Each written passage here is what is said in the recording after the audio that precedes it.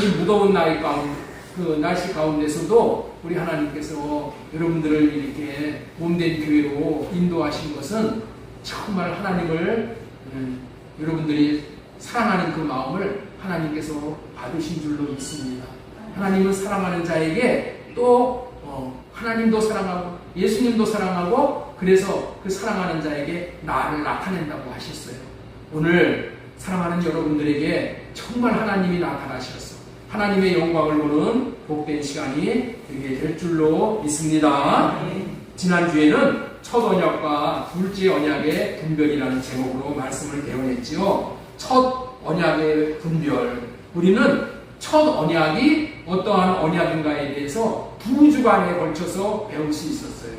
그러므로 인해서 이 첫 언약이 어떤 언약인지 많이 분별이 되셨는 줄로 믿습니다. 첫 언약이라는 것은 호렙산에서 시내산에서 모세가 하나님에게 받은 율법을 육신의 생명으로 육신에서 나오는 것으로 그 율법을 지켜보라고 주신 언약이 이게 첫 언약이라고 말씀을 드렸어요. 그런데 이 언약은 조상들과 맺은 언약과 다른 언약이라고 말씀을 했어요. 우리 신명기 5장 1절에 그런 말씀이 나오는데 호렙산에서 맺은 이 언약이 여호와께서 우리 조상들과 세우신 언약이 아니고 그 자리에서 듣는 사람들과 맺은 언약이라는 거예요. 이 첫 언약을 지금 우리와도 함께 지금 맺고 있는 거예요. 맺고 육신의 생명과 마음을 한번 지켜보라고 우리에게 지금 첫 언약을 지금 맺어주시는 거예요. 이 모든 지금 인류는 이 첫 언약의 저주 아래에 있는 거예요. 하나님은 모든 사람을 이 첫 언약에다가 가두어 놓으시는 거예요. 이 첫 언약으로 말미암아서 모든 사람이 다 죄를 짓게 만드는 거예요. 다 죄를 짓게 만드는 거예요. 왜 죄를 짓게 만들어요? 모든 사람이 다 예수가 필요한 사람이 되게 하기 위해서, 예수님을 주시기 위해서 우리가 첫 언약의 율법의 저주 안에 지금 놓여 있다는 거예요. 이 말씀의 의미는 조상들과 맺은 언약과 다르다는 이 언약은, 조상들과 세운 언약은 율법을 지킬 수 있게 해주시는 언약이기 때문에 복음이지만은 이 모세와 세운 언약, 호렙산에서 세운 언약은 율법을 지킬 수 없는 언약이기 때문에 복음이 아니다. 그거를 지금 언약을 맺어 주시면서 말씀을 하는 거야. 복음이 아니다. 이 언약은 복음이 아니다. 단지 죄만 짓게 하는 언약이다 라는 것을 깨우치죠. 다시 말해서 육신의 생명과 마음으로는 하나님의 율법을 지킬 수 있는 자가 아무도 없어. 그래서 육신의 생명과 마음으로 지켜보려고 하면 할수록 더 죄만 짓게 되는 언약이 이 언약. 그리고 율법을 첫 언약으로는 못 지키는 이유 두 가지를 말씀을 드렸어요. 율법을 모세가 받은 이 율법을 사람이 못 지켜. 그 두 가지 이유를 말씀을 전해드렸어요. 이 두 가지 이유가 무척 중요한 거예요. 여기다가 이렇게 적어놨죠. 인간 모세가 대신 전해진 율법을 사람이 모세에게서 듣고 모세에게 듣는단 말이에요. 하나님의 율법을 누구에게 듣는다고? 하나님에게 직접 듣는 것이 아니라 모세에게 대신 듣는 거야. 그리고 돌판에다가 써놓은 그 의문, 율법을 보고 글로 써놓은 것을, 성경에 글로 써놓은 것을 보고 내가 순종하려고 해서는 순종이 안 되어진다는 거야. 이거를 잘 알아야 돼요. 순종이 안 되어지는 거야. 순종하고 싶은 마음은 굴뚝같이 일어나. 오늘도 목사가 이렇게 강대상에서 설교를 하면은 이것이 이 말씀을 순종하고자 하는 마음은 굴뚝같이 다 있어. 근데 이틀 3일 지나면 어떻게 다 잊어버리고 순종이 안 돼. 왜냐하면은 율법은 하나님에게서 직접 들어야 순종이 가능한 것이기 때문에 그렇다는 거예요. 그래서 순종이 안 되는 거예요. 첫 번째 안 되는 이유. 그 다음에 두 번째 안 되는 이유는 육신의 생각과 마음에서 나오는 것으로 율법을 지키려고 하니 지킬 수가 없다고요. 육신에서 나오는 것을 육신을 어떻게 훈련을 받고 육신을 더 은혜를 받고 이래가지고 율법을 지키려고 한단 말이야. 그냥 안 된다. 왜냐하면 율법은 하나님의 생명을 지니신 하나님만 지킬 수 있는 법이야. 그 율법은 하나님 나라의 법이야. 그래서 하나님만 지킬 수 있는 법이란 말이에요. 그렇기 때문에 율법을 어떻게 지켜야 된다? 하나님으로 말미암아 지킬 수 있는 것이기 때문에 못 지킨다. 하나님으로 말미암아 지킬 수 있는 것이 율법이야. 내가 율법을 못 지켜. 하나님이 나에게 하나님의 생명을 주셔야지 그 생명으로 율법을 지킬 수 있는 거예요. 하나님이 나에게 마음을 주셔야지, 지킬 수 있는 마음을 주셔야지 그 마음으로만 지킬 수 있다. 다시 정리하면은 하나님의 율법은 사람에게서 듣고는 지킬 수가 없다는 거예요. 두 번째, 사람의 육신의 생명에서 나오는 것으로는 지킬 수 없다는 거예요. 이걸 알아야 돼요. 둘째 언약, 새 언약을 분별을 또 해야 돼요. 자, 그렇다면은 둘째 언약이 어떤 언약일까요? 아브라함에게 맺어주신 언약으로 이걸 복음이라고 부르는 거예요. 복음이란 하나님이 아브라함에게 약속한 것이 복음이야. 그것이 둘째 언약이고 그것이 복음이란 말이에요. 갈라디아서 3장 8절 보겠습니다. 또 하나님이 이방을 믿음으로 말미암아 의로 정하실 것을 성경이 미리 알고 먼저 아브라함에게 복음을 전하되, 아브라함에게 복음을 전하되, 아브라함에게 전해진 복음만이 복음이라는 거예요. 이거를 잘 알아야 돼요. 아브라함에게 전한 복음. 둘째 언약은 이 아브라함에게 전한 복음은 어떤 언약인가? 첫째 언약에 두 가지의 문제를 해결해 주신 것이 이 아브라함에게 전한 복음입니다. 첫째 언약에서 율법을 지킬 수 없는 것이 두 가지 이유 때문이라고 했죠? 두 가지 이유의 그런 문제를 해결해 놓으신 것이 이게 아브라함에게 전하신 복음입니다. 첫째 언약으로 율법을 못 지키는 두 가지의 이유와 문제가 해결된 언약이 둘째 언약이라는 거예요. 첫째 언약으로 율법을 못 지키는 문제를 둘째 언약을 이루어 주시는 중보자이신 예수 그리스도로 말미암아 두 가지의 문제를 해결해 주시겠다는 언약이 새 언약이고 요것만이 복음이라는 거예요. 지금까지는 두 주간에 걸쳐서 첫 언약의 분별, 둘째 언약의 분별이라는 제목으로 말씀을 전해드렸습니다. 분별을 해드렸으니까 이제 잘 분별이 되셨는 줄로 믿습니다. 첫째 언약과 두 번째 언약의 차이는 한마디로 말하면 뭐냐? 결국에는 복음이냐 복음이 아니냐는 것을 말합니다. 첫째 언약과 둘째 언약의 차이가 뭐라고요? 복음이냐 복음이 아니냐의 문제라는 거예요. 첫 언약은 율법을 지킬 수 없기 때문에 복음이 아니야. 그런데 이것이 복음이 아닌 줄을 모르고 하나님의 이 성경에 나와 있는 이 모든 이 계명을 나로 지키려고 한다는 거야.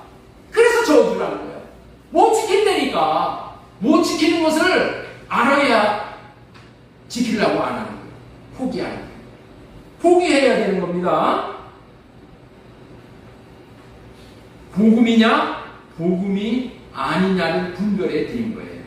우리는 복음을 듣고 복음을 확실하게 알게 되므로 복음에 대한 믿음을 갖게 되므로 복음을 받아들이는 거야. 그때 복음에 대한 믿음이 있어야지 복음을 받아들여. 그리고 복음을 이제 받아들이면 복음을 누리게 되는 거예요. 옆에 있는 분들에게 우리 축복하시기 바랍니다. 복음을 누리십시오. 복음을 누리십시오. 이것이 얼마나 중요한가 하면은 예수님은 우리에게 이 복음을 주러 오셨어요. 예수님은 우리에게 오신 이유가 복음을 주러 오셨다니까. 복음이 뭐야? 복된 소리를 복음이라고 얘기하잖아요. 복음을 주러 오셨어. 그래서 예수님이 주신 복음에 대해서 성경은 그토록 강조를 하는 거예요. 구약시대 내내 복음을 약속하셨어. 그래서 구약이라고 부르는 거예요. 구약. 옛 약속. 구약. 대표적인 구약을 소개한다면은, 구약에서의 복음을 소개한다면은 어떤 게 복음이냐? 하나님이 인생들을 너무나도 사랑하셔서 복음을 약속하신 것이, 복음을 이루어주겠다고 약속하신 것이 아담에게는 가죽옷을 입혀주시는 원시 언약이야. 이거를 원시 언약이라고 해요. 원시 언약. 아담에게, 죄 지은 아담에게 가죽옷을 입혀줘. 그래가지고 어떻게 돼요? 의롭다 여겨주신단 말이에요. 그리고 아브라함에게는 할례 언약을 복음으로 전해주신 거예요. 그리고 선지자들에게는 에레미야, 에스겔, 이런 선지자들에게 새 언약이고 둘째 언약이라고 전해주신 거예요. 그리고 예수님이 오신 후에 구약에 약속하신 네 가지의 이 언약이 예수 그리스도로 말미암아 성취되었기 때문에 예수 그리스도 자체를 복음이라고 부르는 거예요. 예수님의 이름을 복음이라고 우리는 부르는 거예요. 복음이신 예수님은 복음으로 오셔서 이 복음을 이루어 주시면 어떤 일이, 어떤 좋은 일이 일어나는지를 구체적으로 알려주시는 내용이 마태가 전한 복음, 마태복음, 마가가 전한 복음, 마가복음, 누가가 전한 복음, 누가복음, 요한복음, 이 사복음을 얘기하시면서 이것을 사복음서라고 말씀하시는 거예요. 우리 하나님은 우리에게 복음을 주시기를 원하신다니까. 우리 자녀들을 그냥 죽도록 고생시켜 그러시는 분이 아니야. 복음을 알게 하셔서 복음을 누리도록 그렇게 해주시는 분이라는 것을 우리는 꼭 기억했으면 좋겠어요. 이 네 권의 책 속에서 예수님은 자신이 복음으로 오셔서 복음이 무엇인지, 복음을 어떻게 이루어 주셨는지 구체적으로 가르치시고 또 가르치시고 또 가르치셨어요.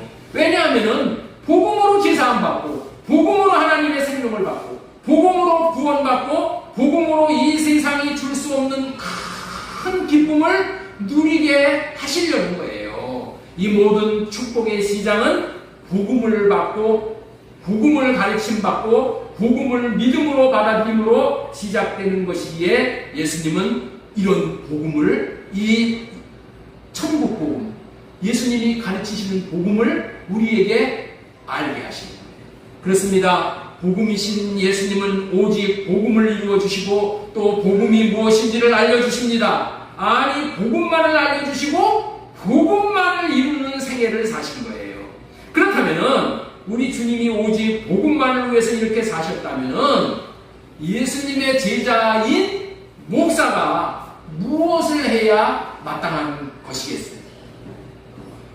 예? 예수님은 복음만을 전하셨는데 예수님의 제자인 목사는 뭐를 전해야 되겠어요? 다른 복음을 전하면 안 돼. 예수님이 전하는 복음을 전해야 되는 거예요. 성도님들에게 복음을 알려주어 복음을 확실하게 알도록 해서 복음으로 구원받고 복음으로 하나님 나라가 되어 복음으로 하나님 나라인 천국을 자신이 머물고 있는 그곳에서 하나님 나라를 누리고 또 확장하고 하나님 나라의 복음을 한없이 누리도록 하시려고 그렇게 목사에게 사명을 맡기신 거예요. 이렇게 복음이 이루어지고 확장되도록 가르치는 것을 하나님은 기뻐하시는 것입니다. 그래서 오늘도 다시금 복음을 분명히 알려드리고자 하는 거예요. 우리는 복음을 받아들여 복음으로 살아야 잘 사는 것이고 기쁘고 행복하게 살 수 있는 존재입니다. 왜 그렇게 살아야 할까요? 왜 복음을 받아들이고 복음을 받아들이고 복음으로 말미암아 기쁘고 행복하게 살 수 있는 존재가 우리란 말이야. 응? 왜 우리가 그렇게 살아야 되냐는 말이야. 왜 그렇게 살아야 돼?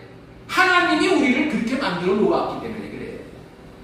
우리는 복음으로 살아야만 잘 사는 것으로 하나님이 만들어 놓으셨어, 우리를. 자, 우리 고린도전서 5장 45절 말씀 보겠습니다. 기록된 바 첫 첫사람 아담은 생명이 되었다 함과 같이 마지막 아담은 살려주는 영이 되었나니, 이 말씀이 복음을 받고 복음으로 살라고 사람을 창조하셨다는 말씀이야. 이 말씀이 무슨 말씀이라고요? 복음을 받아들이고 복음으로 살라고 창조하셨다니까. 우리 인간을. 아담은 생영이 되었다고 이렇게 말씀을 하셨죠. 이전 성경은 뭐라고 얘기했냐면 이것을 산혼이 되었다라고 번역이 되어 있어요. 이 혼이라는 것이 뭐냐? 혼 자체가 나야. 여러분들 있죠? 나는 누구냐? 진짜 나는 누구냐? 내 혼이야, 혼. 혼이 진짜 나야. 혼이, 그래서 중요한 거야.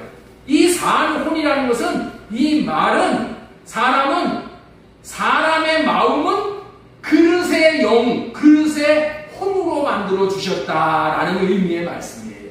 그릇이라는 거야. 사람이 무엇이냐고 묻는다면은 그릇이라고 대답하면 정확한 거야. 자, 우리 옆에 있는 분에게 한번 질문해 보세요. 당신은 누구십니까? 그럼 답하셔야지. 그릇입니다. 이렇게 답하셔요. 그릇입니다. 우리는 그릇이야, 그릇. 그릇이라는 것을 철저히 알아야 그릇답게 살 수가 있는 거예요. 그런데 그릇에 무엇이 채워지느냐에 따라서 사람의 존재와 가치가 완전히 바뀌는 거야. 그릇에 간장을 담으면 간장 그릇이죠. 간장 그릇이라고 부르죠. 된장을 담으면 된장 그릇이라고 불러. 금을 담으면 금그릇이라고 불러. 그런데 똥을 담으면 똥그릇이 되는 거예요.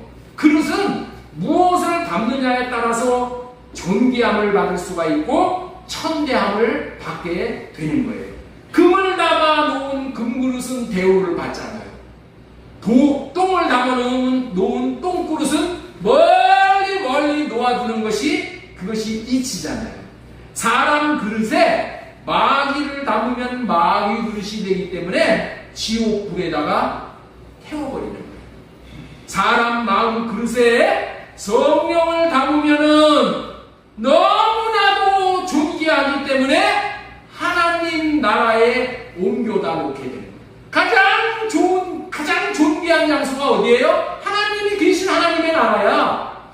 근데 우리의 이 마음 그릇에 하나님의 성령을 담으면은 가장 존귀한 자가 되어져서 하나님 나라로 옮겨간다니까.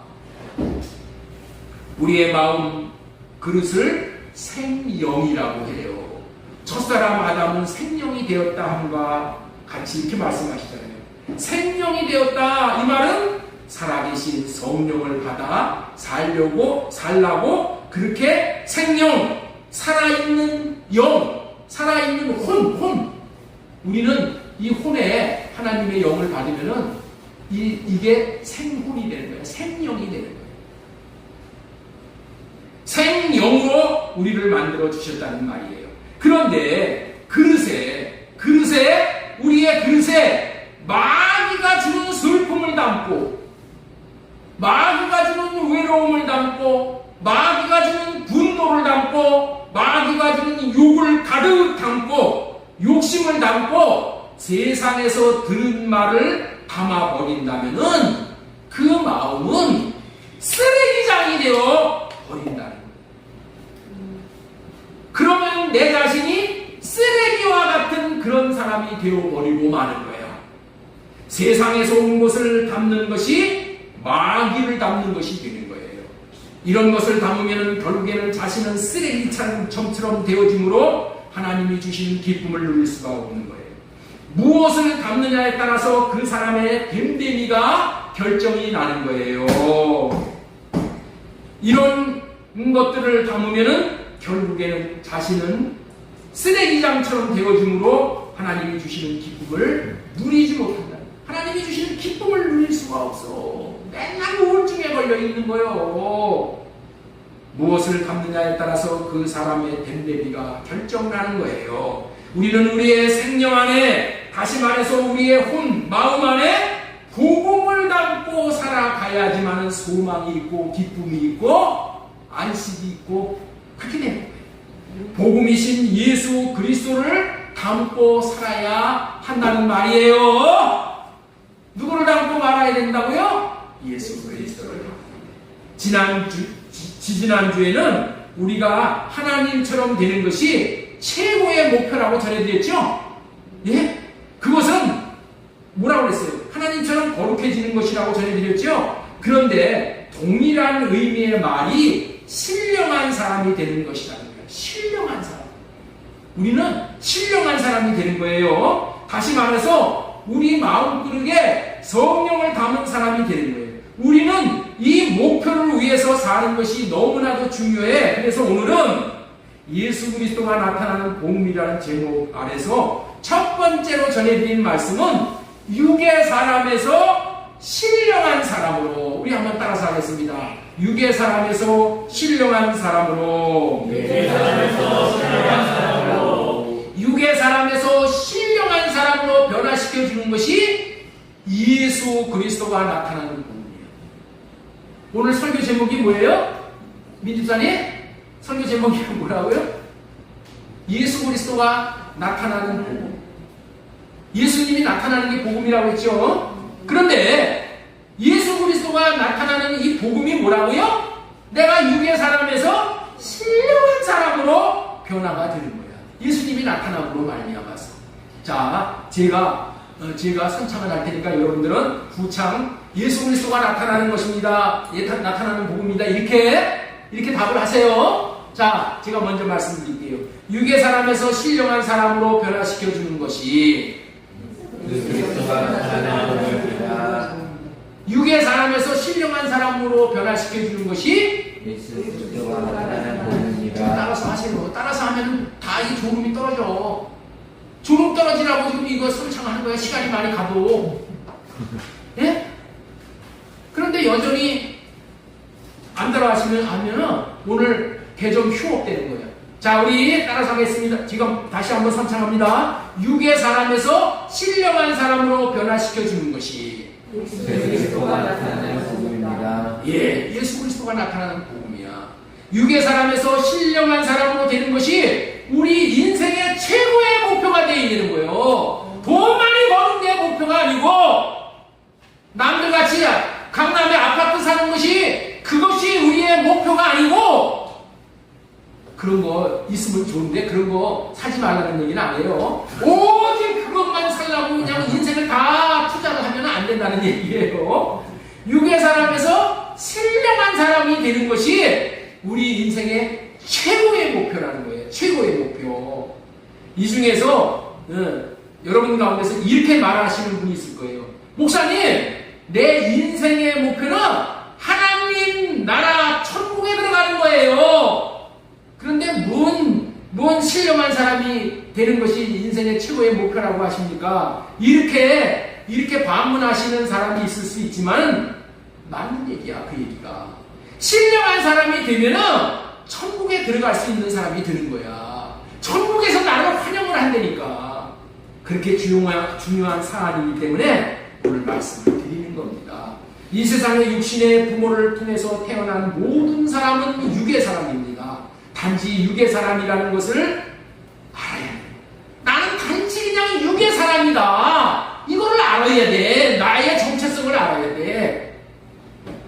단지 육의 사람이라는 것을 알아야 되는데, 그래서 모든 사람은 지금 육을 채우고자 하는 거야. 육을 채우기 위해서 사는 거야. 그러나 육으로 온 마음이 채워진 사람은 이 땅을 벗어날 수가 없어. 이 땅을 벗어나야 되는데 이 땅에서 나를 붙들어 가지고 이 땅을 한 발짝도 벗어나지는 못해. 예, 군뱅이가 이렇게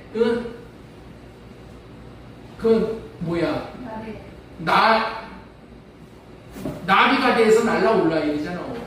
군뱅이가 잠자리가 돼서 날아올라야 되는데 우리는 날아올라야 돼. 부활해서 올라와야 돼. 그런데 육이 너무 무거운 사람은 못 날러. 그래서 이 땅에 이 땅의 것들이 불타 없어질 때 같이 불타 없어지는 거예요. 그래서 육을 벗어버리고 영의 사람으로 변화되는 것이 인생의 최고의 목표인 거예요. 자, 우리 고린도전서 15장 46절 그러나 먼저는 신령한 사람이 아니요. 먼저는 신령한 사람이 아니래. 먼저는 처음에는 어떤 사람이요? 육의 사람이요. 그 다음에 신령한 사람. 모든 사람이 육의 사람에서 신령한 사람으로 이렇게 바뀌어야 된다는 거예요. 첫 사람은 땅에서 났으니 흙에 속한 자이거니와 둘째 사람은 하늘에서 나셨느니라. 네? 육에 속한 사람은 어떤 사람이야? 흙에 속한 사람이야. 이 사람이 어떻게 돼요? 하늘에 속한 자가 되어야 되는 거예요. 하늘에 속한 자. 육의 사람은 이 세상에서 보고 듣고 배운 것을 조금이라도 더 담으려고 애를 쓰고 수고하면서 살고 있는 거예요. 이런 모습이 육의 사람의 특징이에요. 하나라도 더 육을 채우려고 신문 보고 방송과 같은 매스컴을 통해서 지식, 정보, 이런 것을 그냥 어떻게 쓰는지 더 들으려고 해. 이거 다 뭐예요? 쓰레기 줍는 거야, 쓰레기. 물론 필요한 것도 있어요. 분별을 해야 되는 거예요, 분별을. 학교를 다니고 유학을 가는 것이고 많은 것을 채우게 해주는 스승을, 세상 스승을 모셔드린다는 거예요. 이런 것들은 육을 벗어나는 데는 아무런 도움을 받을 수가 없는 거예요. 이 세상에서 부귀, 영화, 공명을 누리고 출세하는 데는 그것이 얼마 정도는 도움이 될 수 있어. 네? 그런 것들이 육의 것들을 채우는데 이 세상의 부귀, 영화, 공명을 얻는 데는 좀 도움이 될 수 있어. 그러나 영의 사람으로, 신령한 사람으로 바뀌는 데는 도움이 전혀 안 됩니다.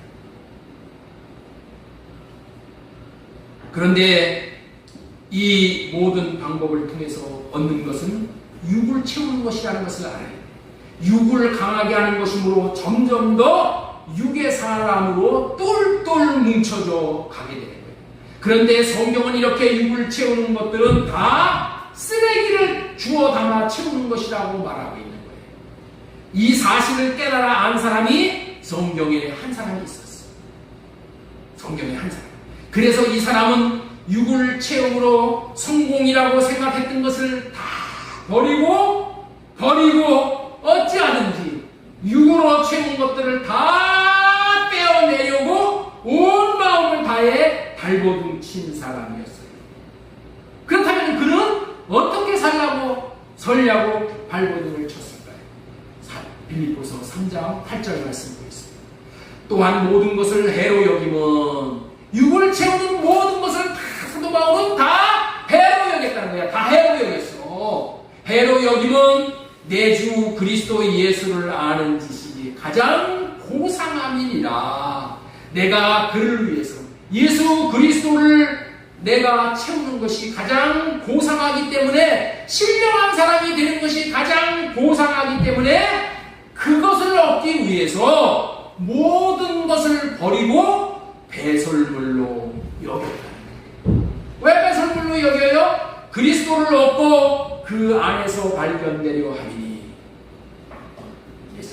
모든 것을 배설물로 여겼다는 말은 똥으로 여겼다는 거야. 똥. 예? 부귀, 영화, 공명을 뭐로 여겼다고요? 똥으로 여겼어. 여러분들이 화장실에서 배설물을 내놓으면은 냄새가 나서 참기가 어려워서 빨리 물을 내려버리고 다 바스로 빠져나가도록 하잖아요. 그렇죠? 이런 부류의 삶을 사는 것이, 이렇게 빨리 내 안에 있는 육의 것을 다 떼어버리는 그런 삶을 사는 것이 육의 사람을, 육을 버리는, 땅에서 온 것을 버리는 그런 삶이라는 거예요. 그럴 때 복음이신 예수 그리스도가 나타나 주심으로 예수 그리스도를 얻고 신령한 사람이 될 수 있게 되는 거예요. 그래서 육으로 살지 않고 성령으로 말미암아 살 수 있는 영의 사람으로 살 수 있게 되는 거예요. 이것이 저와 여러분들이 살아야 할 목표이고 하나님이 기뻐하시는 하나님의 뜻이라는 거예요. 하나님의 뜻이 무엇인 줄 알아요. 하나님이 선하시고 기뻐하시고 온전하신 뜻은 하나님과 같이 우리가 거룩하게 되는 거예요. 육을 벗어버리는 거예요. 신령한 사람으로 되는 거예요. 그렇다면 배설물과 같은 것을 실제적으로 버릴 수 있는 삶은 어떠한 삶입니까? 육을 버릴 수 있게 해주시겠다는 할례 언약을 믿고 오직 육신의 생각을 성령을 구해서 할례받는 삶, 그리고 성령으로 말미암아 호흡함으로 주님의 나타나심을 보고 사는 삶을 살 때에 그리스도를 얻게 되므로 영의 사람이 되는, 내 힘으로 나를 못 벗어, 내 육을 빼낼 수가 없어. 내 힘으로 죽었다 깨나도. 그래서 어떻게 돼요? 성령을 구해서 성령으로 말미암아 사는 거예요. 모든 사람은 육의 사람으로 시작하지만 무엇을 담고 자꾸만 담고 사는 사람에 따라서 이제 신령한 사람으로 변화가 되는 거예요. 흙에 속한 자의 형상에서 하늘에 속한 자의 형상을 입게 되는 거예요. 그러나 이 모든 일들은 자신이 할 수 없고 오직 복음이신 그리스도로, 그리스도의 영으로만 가능하다. 우리 고린도전서 15장 46절 다시 한번 읽겠습니다. 그러나 먼저는 신령한 사람이 아니요 육의 사람이요 그 다음에 신령한 사람이다. 모든 사람은 다 육의 사람이야. 다 육의 사람. 뭐 돈이 많고 뭐 재산이 많고 뭐 가진 게 많고 다 해더라도 여러분들, 우리는 돈으로 그 사람을 보는 게 아니야. 학문으로 그 사람을 보는 게 아니야. 네? 그 사람이 뭐 세상적에 얼마나 출세했냐고 그런 가치관으로 우리는 보는 게 아니야. 하나님은 뭘로 보냐고요? 어떤 가치를 보냔 말이에요. 내가 하나님의 형상을 입었느냐, 예? 흙의 형상을 입었느냐, 이것만 따지신다는 거예요. 첫사람은 땅에서 났으니 흙에 속한 자이거니와 둘째 사람은 하늘에서 나셨느니라. 둘째 사람은 예수 그리스도, 하늘에서 나신 이 형상을 우리가 입어야 돼. 무릇 흙에 속한 자는 저 흙에 속한 자와 같고 무릇 하늘에 속한 자들은 저 하늘에 속한 자와 같으니 우리가 흙에 속한 자의 형상을 입는 것과 같이 또한 하늘에 속한 자의 이의 형상을 입으리라. 형제들아, 내가 이것을 말하노니 혈과 육은 하나님의 나라를 이어받을 수가 없게. 자, 우리 따라서 한번 합시다. 혈과 육은 하나님의 나라를 이어받을 수가 없습니다. 또한 썩는 것은 썩지 아니하는 것을 유업으로 갖지 못한다. 썩는 것, 이 세상의 것을 가지고는 썩지 않을 하나님의 것을, 하나님의 나라의 것을 유업으로 못 받는다는 거예요. 이와 같은 개념을 다른 말로 표현한다면은 흙에 속한 자를, 흙에 속한 자의 형상을 입었다, 응? 그릇을 입었다라고 하는 것이고, 성령에 속한 자를 하늘에 속한 자라고 부르는 거예요. 그리고 흙에 속한 육은 하나님 나라와 관계가 없는 존재이고, 신령한 사람만이 하늘에 속한 자의 형상을 입는 것이고 하나님 나라의 유업을 이어받는 자가 된다고, 우리 인생을 어떻게 살아야 하는지에 대한 답을 지금 말씀해 주십니다. 답. 우리는 답을 알고 사는 사람이야. 세상 사람들은 답을 찾아. 그런데 답을 못 찾아. 그런데 우리는 예수 그리스도 안에 들어온 사람은 먼저 답을 알려줘. 답을 알려주고 답 보고 인생을 살라는 거야. 여러분들 답 보고 시험 문제 못 푸는 사람이 어디 있어요? 세상 시험에 답을 알면은 문제 다 풀지요. 그런데 하나님은 우리에게 이미 답을 알려줘. 그런데도 답을 알려주는데도 못 풀면은 하나님이 뭐라고 얘기하셨어요? 정리합니다. 우리는 육의 사람으로 세상의 것을 담고 살 수밖에 없어 흙에 속한 형상으로 끝내버릴 것이지만은, 그런 운명이지만은 복음이신 그리스도, 복음으로 나타나신 그리스도로 말미암아 주시는 성령으로 할례받고 주님의 마음을 받아 살면 하늘에 속한 형상, 그리스도의 형상으로 변화되어 썩지 아니할 것을 유업으로 받게 된다는 말씀을 전해드렸습니다. 따라서 하겠습니다. 복음으로 말미암아 예수 그리스도의 형상을 입은 예수님의 형상을 신령한 사람들로 자라납시다. 신령한 사람들로 자라납시다. 오, 우리 모두를 신령한 사람이 되게 해 주시기 위해서 예수 그리스도가 복음으로 오신 복음. 저와 여러분들의 마음 심령에 복음이신 예수 그리스도를 담고 삶으로 인생 전폭이 신령한 사람, 하나님의 형상을 입는 사람으로 변화되어지기를 소망드리고 축원합니다. 그래서 오늘도 복음을 전해드리니 복음을 듣고 복음으로 사심으로 하나님의 형상을 입는 복이 있어지기를 예수님의 이름으로 축원합니다. 오늘 전해드린 복음이 우리 인생의 목표인 육의 사람에서 신령한 사람으로 우리의 존재를 완전히 뒤바꿔 놓을 수 있다는 것을 확실히 믿고 마음문을 활짝 열고 오늘 전하는 복음을 받아들이시기 바랍니다. 지금까지 우리의 최고의 목표는 육의 사람에서 신령한 사람으로 변화되어지는 것인데 이러한 변화는 자신으로는 변화될 수 없고 오직 복음으로 오신 예수 그리스도가 나타나심으로 말미암아 변화된다는 말씀을 전해드렸습니다. 그래서 이 복음이 이렇게 중요한 거예요. 복음이 중요한 거예요. 그래서 이제까지 전해드린 복음을 우리 리마인드 기억해 보기 위해서 복음이 무엇인지 잠시 정리를 해보겠습니다. 복음이란 무엇인가? 복음이란 무엇인가? 첫 번째 복음이 뭐라고 그랬죠? 하나님이 아브라함에게 약속하신 것이 복음이다. 아브라함에게 약속하신 것이 복음입니다. 아브라함에게 그럼 하나님이 약속하신 것이 뭔가? 세 가지야, 세 가지. 하나님이 아브라함에게 복음으로 약속하신 것이 몇 가지라고요? 세 가지, 세 가지. 첫 번째, 아브라함의 씨에서 그리스도가 나타날 것이라는 거예요. 아브라함의 씨에서 그리스도가 나타날 거라는 거예요. 이게 복음의 첫 번째야, 첫 번째. 두 번째, 아브라함에게 전하신 복음은 뭐야?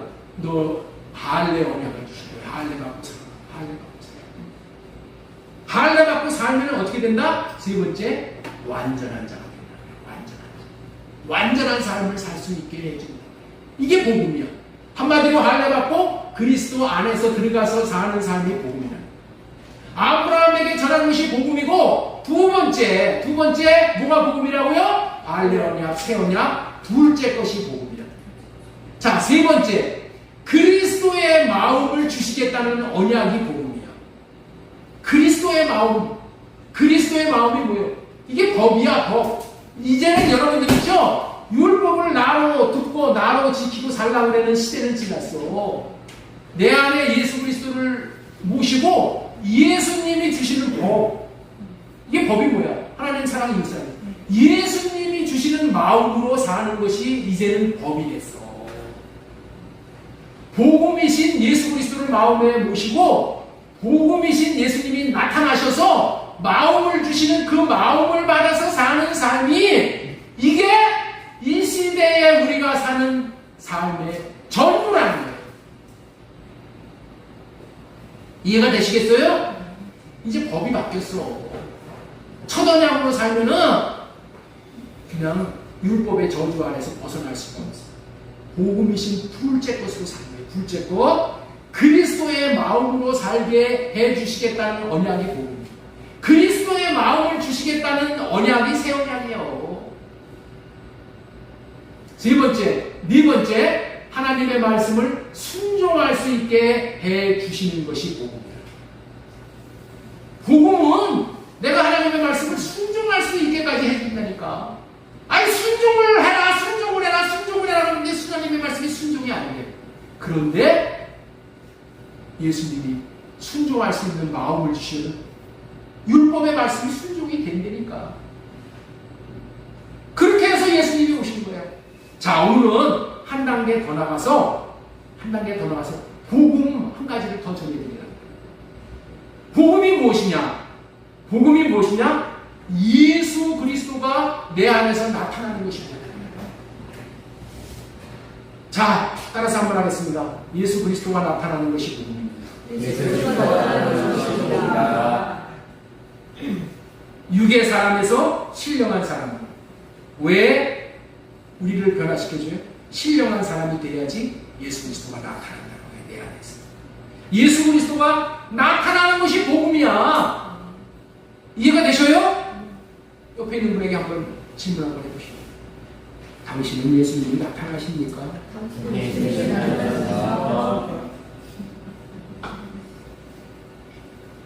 예수 그리스도가 나타나는 것이 복음이에요. 자, 우리 로마서 1장 15절 말씀 보겠습니다. 그러므로 나는 할 수 있는 대로 로마에 있는 너희에게도 복음 전하기를 원하노라. 사도 바울은 이 복음이 얼마나 좋은 것인지를 사도 바울은 알았어. 체험했어. 그래서 어디를 가든지 복음만을 전하는 거야. 복음만을 전하는 거예요. 복음만을 전한다니까. 여러분들이 이 복음에 대해서 명쾌하게 알고 이 복음으로 말미암아서 오늘 전한 이 복음의 복을 누리면은 다른 얘기할 경황이 없어. 복음만을 얘기하는 거야. 어디 가서든지 복음만을 얘기해. 사랑하는 친구에게도 복음을 전하고 믿지 않는 가족에도 복음을 전하고 복음을 전하고 싶은 마음이 그냥 불리듯이 일어나가지고 복음을 안 전하면 견딜 수가 없어. 그게 사도 바울이 지금 로마에 있는 너희에게도 복음을 전하기를 원하노라 이러는 거예요. 내가 복음을 부끄러워하지 아니하노니 이 복음은 모든 믿는 자에게 구원을 주시는 하나님의 능력이 됩니다. 먼저는 유대인에게요 그리고 헬라인에게도다. 세상 모든 사람이다 이런 얘기야. 유대인에게도 헬라인에게도가. 자 17절 따라서 한번 하겠습니다. 복음에는 하나님의 의가 나타나서 복음에는 하나님의 의가 나타나서 예, 여기까지만 해두고 제가 잠시 제 말씀을 한번 얘기를 한번 하겠습니다. 성도님들은 만나기로 약속한 장소에서 사람을 기다려 보신 적이 있으셔요? 약속한 장소에서 나가서 기다리는데 몇 시간을 기다리는데도 나타나지 않아. 그래서 더 이상 기다릴 수가 없어서 자리를 뜨신 경험이 있으실 거예요. 그런데 바보 같지만은 몇 시간을 기다리는데도 마침내 나타나서 결국에는 만나는 사람이 있어. 제가 1979년도인가 80년도에 어떤 사람을 인천 동인천역에서 만나기로 했어. 근데 기다려도 안 나왔어. 그래가지고 가버려야 되는데 가지를 않고 기다렸더니 나타났어. 그 사람이 누구인지는 여러분들이 상상의 밖에서 합니다. 예? 제가 어렸을 때에 우리 어머니는 머리에 보따리를 이고 다니면서 보따리 옷감 장사를 하셔서 저를 키우셨어요. 우리 어머니가 서울에 있는 도매 상가인 동대문 시장에 이제 옷감을 이제 떼려 가시는 날이면은 나는 우리 어머니가 돌아오시는 것을 학수고대하고 이제 기다리게 돼요. 왜냐하면은 우리 어머니가 빈손으로 오시지 않고 꼭 저한테 약속했던 것 좋은 선물을 사가지고 우리 어머니가 장사를 나가려고 그러면은 제가 그냥 따라가려고 그러는 거야. 이게 보따리 입고 내가 따라가면 얼마나 힘들어.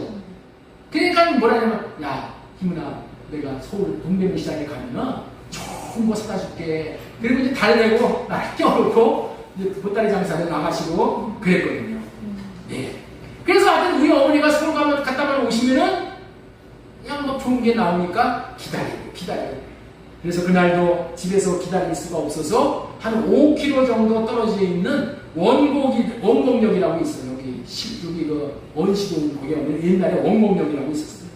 거기서 아침부터 나가서 우리 어머니가 돌아오시기를 학수고대하고 이제 기다리는 거예요. 1시간, 2시간, 3시간 언제 열차가 올지 모르고 한정없이 기다리는 거예요. 아니 역에 들어가가지고 이 차가 몇 시 옵니까? 이거 물어보면 좋잖아. 근데 나 수줍어서 그런 것도 못했어. 요즘 애들은 똑똑하잖아요. 그런데 그냥 가가지고 마냥 기다리는 거야. 대여섯 시간을 기다려서 열차가 왔는데 열차에서 내리시는 분 가운데 우리 어머니가 나타나지를 않아. 그러면은 다음 열차가 오기를 또 기다리는 거야. 또 대여섯 시간을 기다리는 거야. 그랬는데도 열차가 안 와. 그러면 어떻게 돼? 집에 돌아갔다가 그 다음날 또 와서 기다리고. 왜 기다려요? 우리 어머니가 약속한 것을 지키기 위해서 선물을 사가지고 나타나요. 어떤 때는 축구공도 하나 사가지고 오기도 하고, 어떤 때는 그냥 오징어 하나를 또 이렇게 사가지고 오기도 하고, 어떤 때는 라면 참 먹기가 그때 힘들었는데 라면을 한 박스 이렇게 사갖고 오기도 하고. 그러니까 안 기다릴 수가 없잖아요. 우리 어머니가 약속한 것을 지키기 위해서 선물을 가지고 나타나시기 때문이에요. 기다리던 나에게는 우리 어머니가 나타나는 것이 정말 복음인 거예요. 그래서 기다리는 중에 우리 어머니가 나타나시면, 그때까지 기다리냐면 그냥 고생했던 거 어느덧 다 사라지고 정말 기뻐서 달려가 어머니와 선물을 맞이하는 기억이 지금도 생생하게 떠올라요.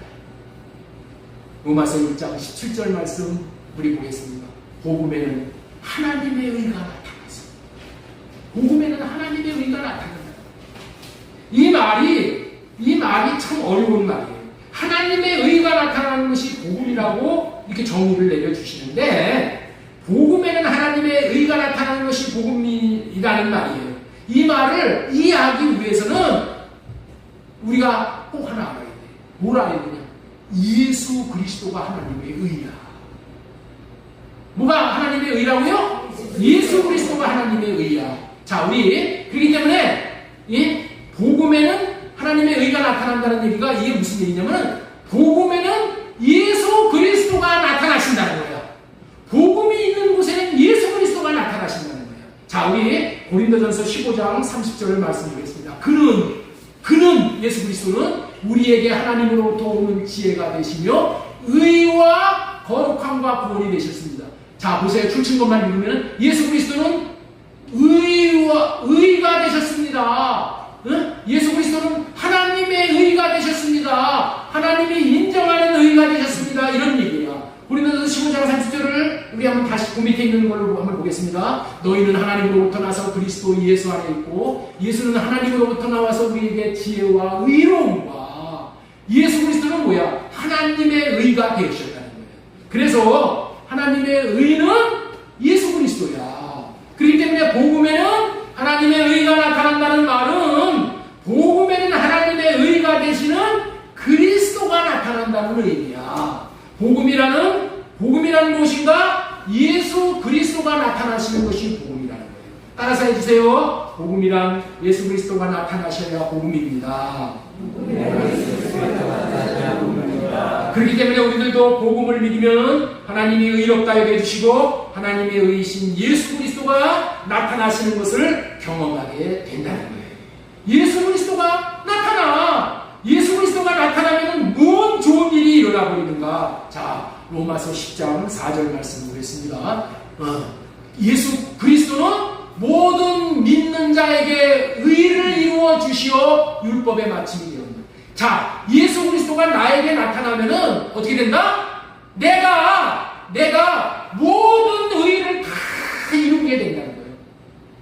내가 의로운 사람이 된다는 거예요. 내가 하나님의 율법을 다 지킨 사람이 되게 된다는 거예요. 복음으로 말미암아 나에게 예수 그리스도가 나타나잖아요. 예수 그리스도가 나타나면은 모든 죄가 다 벗어지고 예수 그리스도의 의가 나에게 덧입혀진다는 거예요. 이게 복음이야. 이게 무슨 얘기인지 아시죠? 하나님의 의가 되시는 그리스도께서는 복음을 믿는 자들 안에서, 다시 말하면 마음 안에서 이제 말씀하심으로 인해서 자신을 나타내요. 다시 한번 말씀드립니다. 하나님의 의가 되시는 예수 그리스도께서는 복음을 믿는 자들 안에서, 복음을 믿으면 예수 그리스도가 내 안에 들어와. 그래서 예수님이 내 안에서 뭐를 해주셔요? 나타나 주신다는 거예요. 내 마음에서 나타나 주셔. 이제는 이렇게 사는 삶만이 의인의 삶이라는 거예요. 복음이 나타나서, 복음 대신 예수 그리스도가 내 안에 나타나서, 예수 그리스도가 내 안에 나타나시면 뭘 준다고요? 예수님의 마음을 주시오. 그러면은 예수님의 마음을 주시는 그 마음을 받아서 살면은 어떻게 돼요? 모든 하는 일들이 다 하나님의 입장에서 보셨을 때 다 의롭고 다 선하고 다 아름다운 그런 것이 된다는 거예요. 하나님의 의신 예수 그리스도가 마음에 나타나서 주시는 마음으로 사는 것만이 의로운 삶이 되는 시대가 됐다는 거예요. 이 시대가 새 언약 시대고 복음으로 사는 시대가 됩니다. 자, 그런데 로마서 10장 3절에는 너무나도 엄청난 얘기를 우리에게 해주셔요. 자, 하나님의 의를 모르고 자기 의를 세우려고 힘써 하나님 의에 복종하지 아니하였느니라. 세상 사람들은 하나님의 의를 몰랐다는 거예요. 하나님의 의가 무엇인지를 몰라. 하나님이 나를 의롭다고 여겨주시는 그 의가 무엇인지를 모른다는 거예요. 하나님이 의롭다고 하시는 것에 대해서 몰랐기 때문에 결국에는 어떤 삶을 살았느냐? 율법을 지켜서 의롭게 되려고 했다는 거예요. 율법을 자기가 지키려고 한 것이 자기 의를 드러내는 거예요. 율법이 주는 특징이 뭐냐? 율법은 자기 의를 드러나게 하는 거예요. 이해가 되셔요? 율법은 자기 의를 드러나게 하는 거예요. 내가 율법을 지켜서 내가 이렇게 했더니 이만큼 내가 이렇게 됐어. 그러면 어깨가 어떻게 돼요? 세우지. 목에다가 이게 힘이 들어가죠. 자기 의가 아니라 자기. 내가 이 정도 되는 사람이야. 이렇게 이래야 되는 거예요. 승려들이 대표적인 케이스죠. 저들은 자기들이 세상 정욕을 끊고 속세를 떠나서 보행을 하며 금욕적인 삶을 산단 말이야. 그래서 만약에 무언가 좀 달라진 게 있다면은 자기가 이루는 것이기 때문에 자기를 나타내고 자기 자랑을 하게 돼. 만약에 저들이 보행을 해서 해탈을 했다고 가정을 해보지. 그러면 해탈이 누구로 말미암아 해탈이 된 거야? 뭐 석가모니가 와서 해탈시켜준 게 아니야. 그게 아니야. 자기가 했기 때문에 내가 해탈했다는 거예요. 자기 의를 내세우는 거예요. 자기 의. 율법은 뭐를 내세운다고요? 자기 의를 내세우는 것입니다. 자기 자랑을 내세우는 거예요. 그러나 예수 그리스도는 자기의 생각은 할례받고 하나님이 주신 마음을 받아서 그 마음으로 십자가에서 죽으심으로 율법을 완성하셨어요. 그렇기 때문에 하나님의 의를 이룬 거예요. 우리에게도 그렇게 율법을 완성하신 의를 믿으면은 우리도 의롭게 되는 거예요. 그래서 우리가 의를 얻는 것이 복음이다. 복음. 내가 율법을 지켰으면 내 자신의 의이지만은 예수님이 이루어 놓으심으로 우리 마음 안에 나타나셔서 주시는 마음을 받아서 그 마음으로 살아서 하나님 사랑, 이웃 사랑의 율법을 다 지킨 거기 때문에 이제 예수님 덕분에 한 거야. 그렇죠? 예수님이 주시는 마음으로 내가 하나님 사랑, 이웃 사랑하면서 율법의 의를 이루었기 때문에 그거는 뭐야? 내 의가 아니라 하나님의 의라는 거야. 그리스도의 의라는 거예요. 그래서 예수 그리스도를 믿음으로 얻는 의는 자랑이 없는 거야. 자랑이 없어요. 교회 나와서 어떤 사람은 그런 사람이 있어요. 예? 저기 옛날에 제가 아는 사람이 그런 얘기를 해요. 교회, 조그만 교회인데 사업하는 사람이 한 사람 있는데 그랬다는 거예요. 이 교회 목사는 내가 월급을 준다고 했는데 이 교회가 운행되는 것은 다 내가 한다고 그러면서 어디 가서 떠들고 다니는 왜? 사실 그래. 사실 뭐 헌금을 많이 하니까 그 덕에 목사가 월급도 받아가고 교회도 운영하고 교회 월세도 내고 다 이른단 말이에요. 그래서 뭐가 나온다고? 자기 의가. 그런데 그게 사실이야? 돈을 자기가 많이 벌게 된 것이 누구로 말미암아 돈이 벌려졌어? 하나님이 주셔서 돈을 많이 벌게 한 거야. 하나님이 나에게 주신 것을 가지고 내가 교회를 섬기고 봉사를 하고 11조를 내고 헌금을 내려서 냈을 뿐입니다. 이렇게 복음을 아는 사람은, 복음으로 사는 사람은 그렇게 얘기를 하는 거예요. 내가 해서 그렇게 됐다. 이런 얘기가 싹 없어져. 자기 자랑을 하는 것이 뭐라고요? 그게 죄야. 자기 의를 드러내는 것이 죄야.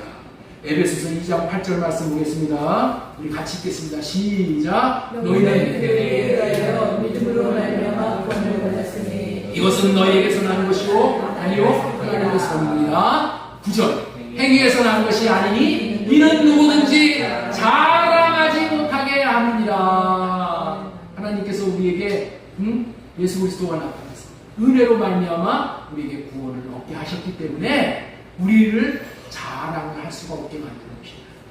자랑하는 죄가 큰 죄입니다. 복음을 믿음으로 말미암아 얻는 구원의 의는 자기 자랑이 없는 의입니다. 그러나 율법을 지켜서 얻는 의는 자기 자랑을 하게 되는 죄를 범하는 의인 거예요. 복음으로 말미암아 하나님이 구약시대에 약속하신 모든 언약을 예수 그리스도가 나타나서 이루게 해주신 것을 믿음으로 우리는 의롭게 되는 길을 열어놓으셨어요. 이제까지는 구원에 대한 모든 약속이 봉인이 되어 있어서, 봉인이 다 덮여 있어서, 그래서 하나님의 언약하신 약속을 누리는 사람이 한 사람도 없었지만은, 그런데 하나님의 의이신 예수 그리스도가 나타나심으로 말미암아 봉인된 언약들이 다 드러났어요. 그래서 이제 아브라함에게 하신 언약의 실체가, 아브라함에게 하신 언약이 무엇인지를 이제서야 우리가 깨달아 알게 된다. 아브라함에게 하신 언약 첫 번째가 뭐라고 그랬죠? 아브라함의 자손 중에서 예수 그리스도가 나타나신다. 예수 그리스도가 왜 나타나신다? 죽으시고 부활하시고 승천하시고 성령으로 다시 내 안에 오셔서 내 안에서 나타나시기 위해서. 아브라함의 자손으로 오신 예수 그리스도는 우리 안에서 나타나시는 예수 그리스도야. 내 안에서 왜 나타나셔요? 율법을 지킬 수 있는 마음을 주시고 복음을 받아들이는 마음을 주시려. 그렇기 때문에 아브라함에게 하신 약속인 복음을 믿는 사람은 반드시 예수 그리스도가 나타나 주시게 되어 있는 거예요. 아브라함에게 언약하신 약속을 믿는다는 것이 예수 그리스도가 나타나게 해주시겠다는 약속을 믿는 거야. 그래서 그 약속을 믿는 자들에게 하나님은 신실하신 하나님이야. 그렇기 때문에 반드시 여러분들의 마음 안에 예수 그리스도가 나타나신다니까. 그걸 믿어야 돼요. 나타나셔서 뭘 주신다고요? 마음을 주셔. 그래서 그 마음으로 살아서 모든 율법의 의의를 다 지킬 수 있게 해주신다. 그렇게 아브라함에게 약속하신 언약이 더 구체적으로 실현된 것이 뭐예요? 선지자들에게 하신 언약이에요.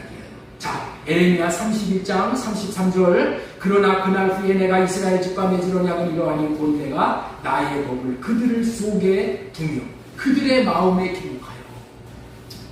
예, 아브라함에게 하신 언약이 뭐라고요? 예수님의 법을 우리 마음에다가 기록해 주신대.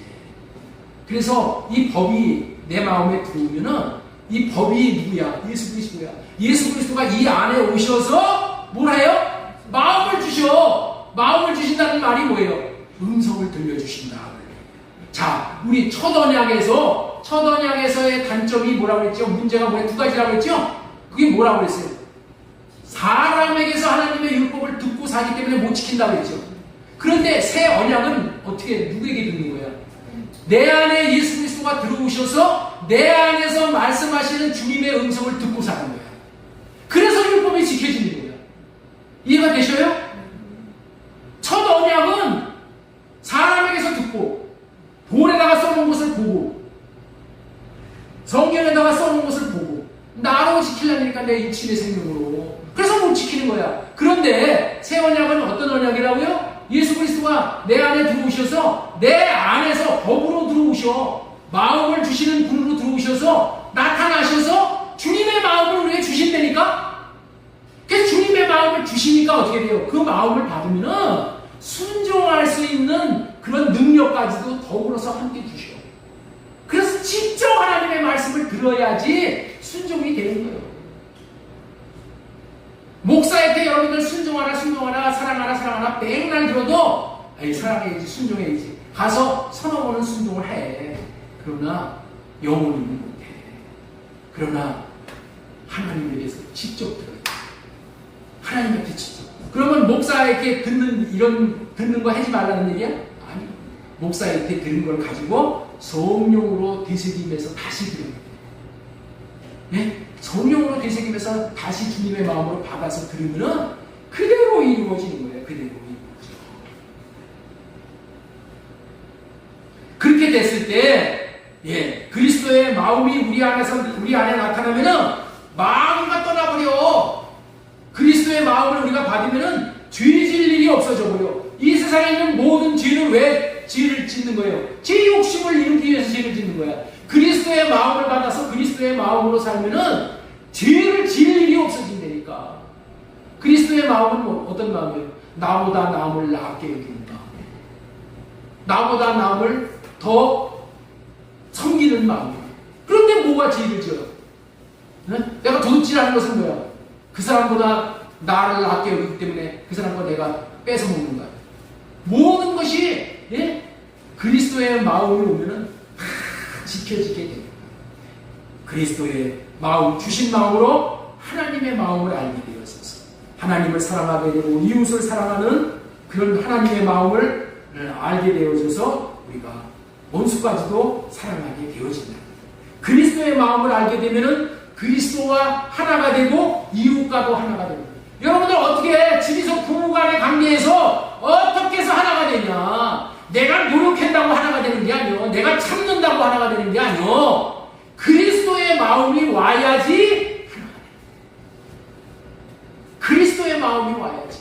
그리스도의 마음이 오는 것이 뭐예요? 새 언약이 이루어집니다. 새 언약이 어떻게 이루어져? 새 언약을 이루어 주시겠다는 주님을 새 언약의 중보자로 믿어야 되는 거예요. 그렇게 될 때 이웃과도 하나가 되죠. 그랬을 때 우리는 놀라운 일들이 벌어집니다. 에레미야 31장 34절에 보면은 이렇게 말씀이 되어 있어요. 그러나 다시는 각기 이웃과 형제를 가리켜 이르기를 너는 여호와를 알라 하지 아니하리라. 이 여호와를 알라 하지 않는다는 거예요. 여호와를 알 수 있는 방법이 뭐예요? 예수님의 마음을 받으면은 여호와 하나님을 알게 되어 있어. 남편의 마음을 어떻게 알아요?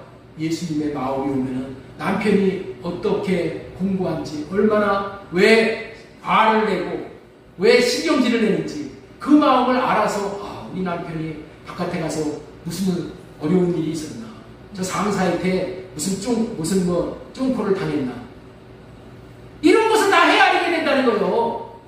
그래서 이해하게 되고 사랑하게 되고 긍휼히 여겨서 품어줄 수 있게 되어진다. 큰 자까지 다 나를 알기 때문에 예수님을 알고 그들의 악행을 사하고 죄를 기억하지 아니하리라. 이런 축복이 나타나는 거예요. 그리스도가 나타나 주시겠다고 하신 언약을 믿음으로 그리스도가 나타나셔서 조상들에게 언약해 주신 것이 모두가 다 이루어지는 것을 생생하게 경험하게 됨으로 인해서 믿음이 점점 자라나게 된다는 것을 우리가 꼭 기억했으면 좋겠습니다.